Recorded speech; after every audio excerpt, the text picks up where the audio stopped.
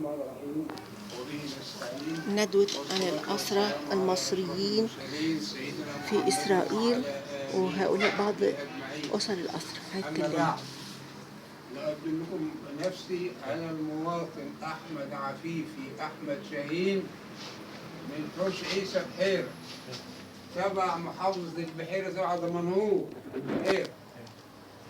اتأثرت في 67 وعذبوني وقرفوني آخر قرف. قعدت تأثير قد إيه؟ ها؟ قعدت تأثير قد إيه؟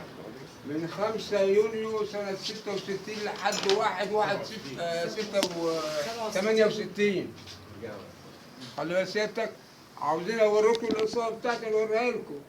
فين الإصابة يا حاج؟ اهي طيب خلاص اهي. طيب وريله. دي وطي كده شوية. ها؟ وطي شوية بس وطي أهو. شوية. لا، خلاص كده. دي كتبوا عليها مواد ما اعرفش ايه هي. لما بيت خليتني ناكل يعني هموت انا صعب. ولا رحمه بايدينا من دراعتنا، مش قادرين نعمل فيهم حاجه. خلي بالك قعدنا هناك حوالي عن الفتره اللي بيقولوا عليها دي كل يوم تعذيب وضرب واهانه ومسخره وقله ادب من الناس دي وقله الادب بتاعتهم. وكل يوم لحد ما ربنا اذن لنا رجعنا مصر بعد معاناه وبعد تعذيب وبعد كل الوسائل اللي استخدموها المجرمين دول. يا حاج تعرف توصف المكان اللي أنت كنت فيه كنتوا قاعدين إزاي؟ انا كنا قاعدين في عتلين في اسمها إيه ديت المكان يعني حجم المكان مساحة المساحة بتاكلوا إيه بتشربوا إيه الكلام ده كله؟ يا عم المساحة معسكر كده اهو بالطول وفيه جمالون كده اهو أيوه عشان الشتاء. عارف الجمالون يعني ايه؟ أيوه ماشي اتفضل يا حاج. خلي بالك سيادتك، أيوه نغرقه بالمية ونعمله البتاعة ديت واكل نص اكل، يعني بهدلة من كل ناحية. بهدلونا اخر بهدلة. كيف لا. تم أسرك؟ ها؟ إزاي تم أسرك؟ أسروك إزاي؟ عشان نفسينا آه. واحنا مسؤولين واحنا مضروبين. بعد اذنك باخد منه الحوار انت براحتك بقى بعد اذنك. ورجعنا لورا جم زنقوا علينا وخدونا في العربيات ورحنا ايه في اسمها ديت في سين. اشتغلنا وبعدنا عن زملاتنا خالص. نكلمهم يا اخوانا احنا لنا زملاء هنا. يقول لا انتوا مالكوش حد هنا. طب يا حاج شفت حد اتقتل؟ في ناس بتتقتل بس بعيد عن مكاننا احنا في حاجات بسيطه. يعني طب كان بياخدوا منكم حد مثلا؟ ها؟ كان بياخدوا منكم حد مثلا؟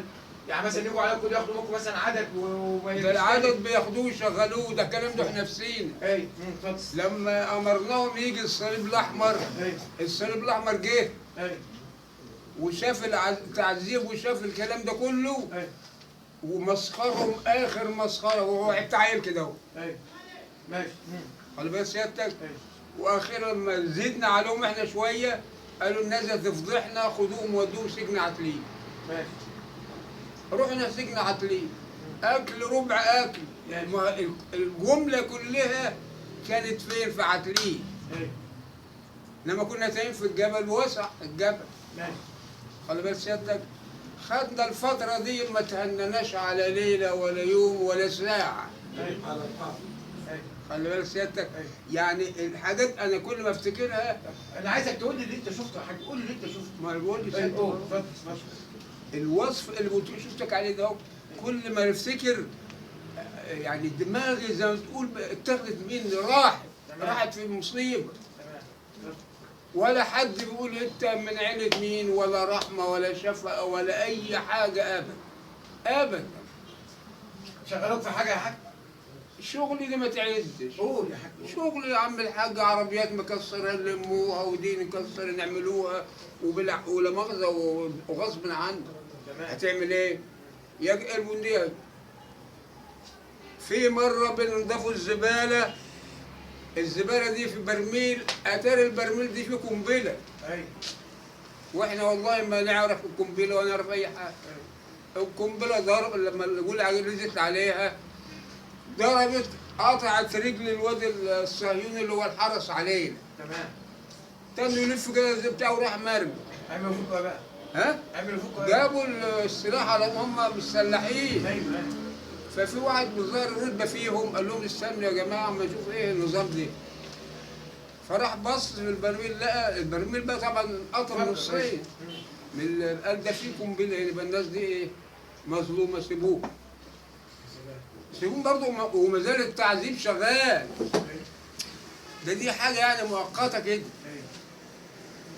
يجي بالليل ياخدونا بالليل يشغلونا، هنونا اخر اهانه لغايه يعني العسكري المصري ما بقاش له قيمه خالص في اي حته. خلي بالك سيادتك. وقعدنا هناك اللي احنا قعدناه، وتم تبادل الاسرى بين مصر واسرائيل. وجينا في الشتاء بعد ما قعدنا هناك سنه. خلي بالك سيادتك. وجابونا في الاتوبيسات لحد ما وصلنا مصر. وصلت مصر. ايه طلباتك بقى يا حاج من الحكومه المصريه او من مسؤول مصريين او من مسؤول في الدوله اللي بيشوفك دلوقتي؟ طلباتك انا إيه؟ دلوقتي الحكومه كلها اللي ينفع الفلوس الحته مش تعوض واحد. تمام. هو بني ادم مش نازل راجل ولا نازل عيل. تمام. مش بيتربى ويجيب مصاريف وعلاجات والكلام ده. اتفضل. وبعدين بيضحكوا علينا دلوقتي. المعاش الراجل اسير بياخد 500 جنيه، المعاش اللي هو كان بتاع السادات كان 30 جنيه، رقوه شويه وخلوه ايه؟ انت قعدت كام سنه في الجيش يا حاج؟ انا قعدت حوالي 5 6 اشهر. في الجيش؟ في الجيش ايه، والباقي كله في اسرائيل. طيب ماشي. انا قعدت سنه في اسرائيل من بقول لك من 5 يونيو ايوه لغايه 1/1/68. ماشي. وفي الشهاده هتلاقي فيها كده. تمام. ماشي. تم اسري ايه خلاص. طلباتك بقى يا حاج؟ طلبات انا عاوز نصرف على 8 اولاد عندي. ايوه. 8 ابنائك؟ ولادي. ولاد ايه؟ ولاد ابني. ولاد ابنك. وابني ماشي. طبعا قاعد معانا يعني عيله. تمام. لا انا لاحق اجيب علاج. انا ناخد في ال 500 جنيه دول ما تدفعوش ايجار. ما تدفعوش ايجار. ما ينفعوش اي حاجه. تمام ماشي. نقول لهم يا اخوانا لو كنت مقصور في اسرائيل الرحمه حلوه، تدوا للي قاعد اهو 500 جنيه وانا 500 جنيه. تمام. طب والناس دي تاكل منين؟ تعيش منين دي؟ الله يخليك كده كفايه يا حاج. بس الكلمه دي انا عايزها بس للاخر. خلاص. الله يخليك. ساكت بقى. اتفضل. الصوت يا جماعه. بسم الله الرحمن الرحيم. أنا جندي مجلد إبراهيم السيد سليم. علي صوتك. أنا جندي مجلد إبراهيم السيد سليم أثناء عمليات يونيو 67. ايوه. وكنت تبع اللواء العاشر مشاة بمنطقة القسيمة على الحدود. كنت نازل ليلة 5 يونيو مأمورية إلى مخازن العريش استلام مواتير للورشة في هذه الليلة. وصلت العريش في الصباح وقامت الحرب في اليوم دوت، وانتظرنا في العريش على اننا نشوف البيانات ايه اللي صادره. فكانت بياناتها اللي صادره من القاهره احمد سعيد الله يرحمه كان بيقول ان احنا وقعنا طيارات، وقعنا 20 وقعنا 30 وقعنا 40 ولغايه ما قال احنا داخلين تل ابيب، احنا بندق على باب تل ابيب. فانا قررت ان انا اعود الى وحدتي تاني، فخرجت من العريش في اليوم دوت الى المفارق الحسن والقسيمه. في الطريق من 5 كيلو دول عملنا انتشار اكتر من 5 مرات او 6 مرات، لان الطيران كان بيضرب اي عربيه ماشيه. العربيه طلعت على الحسنه وانا انتظرت عربيه عشان تودينا تطلعني اللواء اللي انا تابعه.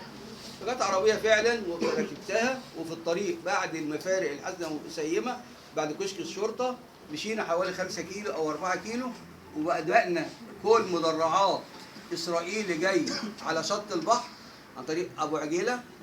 ضرب العربية واستشهد السواق في اليوم دوت، وأنا الولد اللي جنبي أصيب في فخده. نزلنا وحطينا السواق في قلب الكابينة بتاع العربية، ونزلنا من العربية زحفنا إحنا الثلاثة المصاب ومعايا ولد تاني، زحفنا لغاية المفارق تاني. كان بدأ الليل يليل وبدأوا عملوا كمين على المفارق على جبل لبنى فوق، عربية مجنزرة ودبابة، عربية مجنزرة ودبابة فوق على التبة. بدأنا نسحب لغاية النهار ما طلع.